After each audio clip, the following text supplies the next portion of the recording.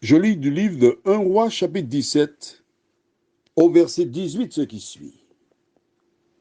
Cette femme dit alors à Élie, qu'y a-t-il entre moi et toi, homme de Dieu?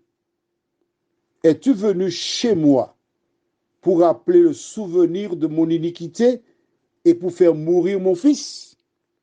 Prions. Notre Seigneur, nous allons approfondir encore le même verset d'hier et nous le lirons encore demain si Dieu nous prête vie.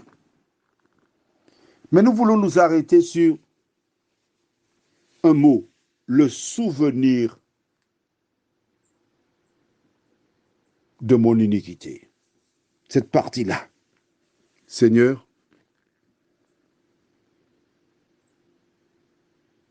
viens parler aujourd'hui à celles et ceux qui sont fatigués. Viens libérer tes enfants qui souffrent. Au nom de Jésus pour ta gloire éternelle. Amen. C'est une grosse souffrance, tu sais. Une grosse souffrance lorsque nous avons posé des actes répréhensibles. Chaque fois que nous entendons quelque chose, nous sommes sur le qui-vive. On craint parce qu'on ne sait pas. On attend, on a peur. Et cette femme qui avait eu certainement cet enfant, comme je le disais hier, dans des conditions particulières, elle était sur le qui-vive.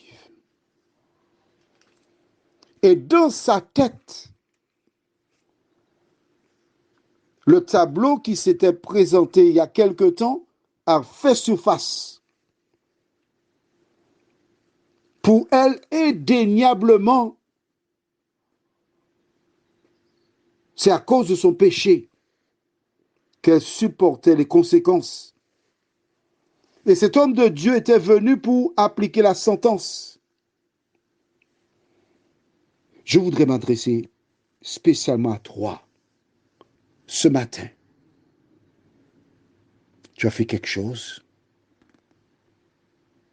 Peut-être que tu as fait de la sorcellerie pour tuer quelqu'un. Tu as monté un traquenard. Tu as fait quelque chose d'odieux, de mauvais. Et comme cette femme, le souvenir est là. Ça te ronge. Tu ne sais pas comment faire pour t'en sortir. Alors je voudrais lire pour toi un passage du livre de Somme, chapitre 51. C'est le roi David qui avait été faire la femme de Urie. Je lis le verset 3 jusqu'au verset 7. Ô Dieu, fais-moi grâce conformément à ta bonté, conformément à ta grande compassion. Efface mes transgressions.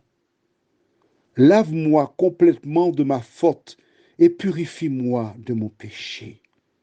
Car je reconnais mes transgressions et mon péché constamment devant moi. J'ai péché contre toi seul. J'ai fait ce qui est mal à tes yeux. C'est pourquoi tu es juste dans tes paroles, sans reproche dans ton jugement. Oui, depuis ma naissance, je suis coupable. Quand ma mère m'a conçu, j'étais déjà marqué par le péché. Mais tu veux que la vérité soit au fond du cœur. Fais-moi connaître la sagesse dans le secret de mon être. Le psaume 51. Je t'invite à le lire dans sa totalité.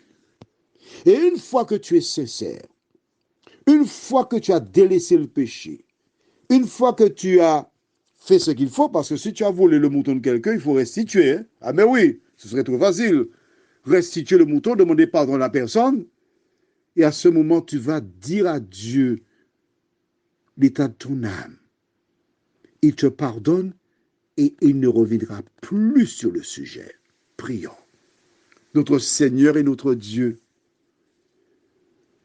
Lorsque nous confessons nos péchés à l'Éternel, il les prend, il les jette au fond de la mer et il ne s'en souvient plus.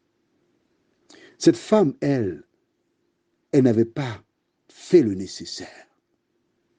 Voilà pourquoi la première idée qui lui soit montée à la tête, c'était cette affaire-là. Mais tu veux la délivrer. Elle est plus maintenant. Mais nous qui te parlons en cet instant, Seigneur, tu veux nous délivrer. Quel que soit ce qu'une personne ait pu faire, ta main n'est pas trop courte pour la rattraper. Et tu fais la promesse dans Jean 6, 37, je ne mettrai pas dehors celui qui vient à moi. Seigneur, aide-nous à venir à toi, nous t'en prions. Au nom de Jésus et pour ta gloire éternelle. Amen. Je te souhaite une bonne journée. C'est le regard de Dieu.